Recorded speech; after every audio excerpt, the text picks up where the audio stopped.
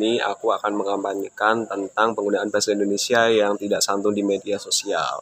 Pertama-tama, apa sih penggunaan bahasa yang tidak santun di media sosial?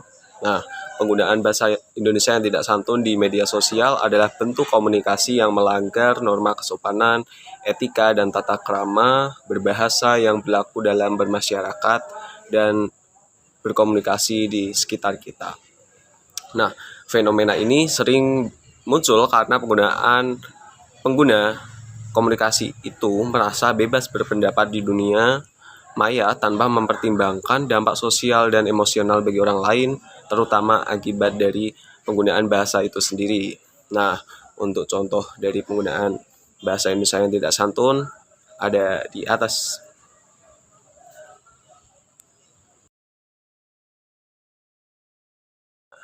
Setelah kalian melihat, kita bisa melihat bahwa contoh kata-kata kasar atau tidak santun di media sosial itu masih sering digunakan.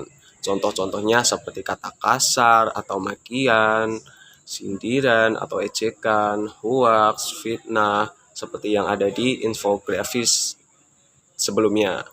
Adapun seperti komentar yang merendahkan dan penggunaan huruf kapital yang biasanya itu disalahartikan oleh orang lain, tapi tidak bagi kita sendiri karena kita merasa bahwa penggunaan huruf kapital itu mungkin berbeda makna dari apa yang kita bagikan.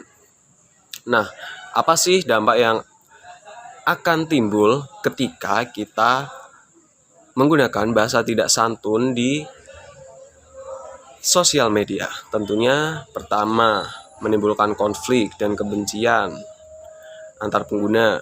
Kedua, mengurangi etika dan citra diri di dunia maya sehingga kita merasa merendahkan orang lain, kita merasa paling benar. Nah, ketiga, bisa berujung pada pelanggaran hukum seperti UU ITE tentang ujaran kebencian atau pencemaran nama baik sehingga kita bisa dilaporkan oleh pengguna yang kita tidak santun saat mengomentari atau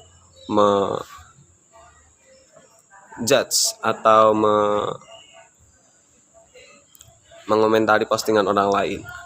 Tentunya ada pun cara-cara menggunakan bahasa yang santun di media sosial. Contohnya seperti gunakan kata yang sopan dan netral. Kedua, hindari komentar yang menyerang pribadi dan orang lain. Dan yang ketiga yaitu sharing dulu sebelum membagikan informasi dan mencari tahu apa yang kita baca, tentunya agar kita tahu apa yang akan kita komentari. Dan contoh lain seperti penggunaan emoji. Penggunaan emoji itu sangat berarti juga bagi orang lain yang kita komentari. Dan tentunya penggunaan tanda baca yang memperjelas komentar yang kita upload, seperti mungkin tanda tersebut bisa menyinggung orang lain yang kita komentari. Tentunya terapkan prinsip think before you post atau pikirkan dampak sebelum kalian mengupload komentar tersebut terhadap pengguna lain.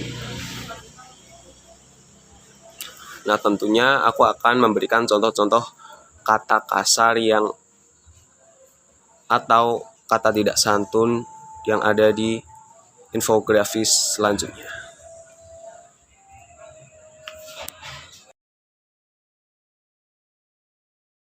Nah, setelah kita bisa melihat infografis sebelumnya, kita bisa menyimpulkan bahwa penggunaan bahasa Indonesia yang tidak santun di media sosial dapat menimbulkan dampak negatif seperti konflik, kebencian, dan menurunnya etika berkomunikasi.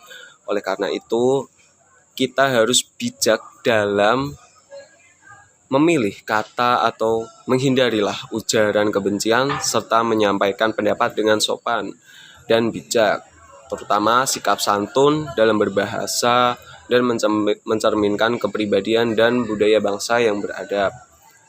Sekian, terima kasih. Tentunya teman-teman bisa komen atau mungkin memberikan argumen lain terhadap apa yang aku sampaikan tingkatkan atau kampanyekan saat ini. Ditunggu guys.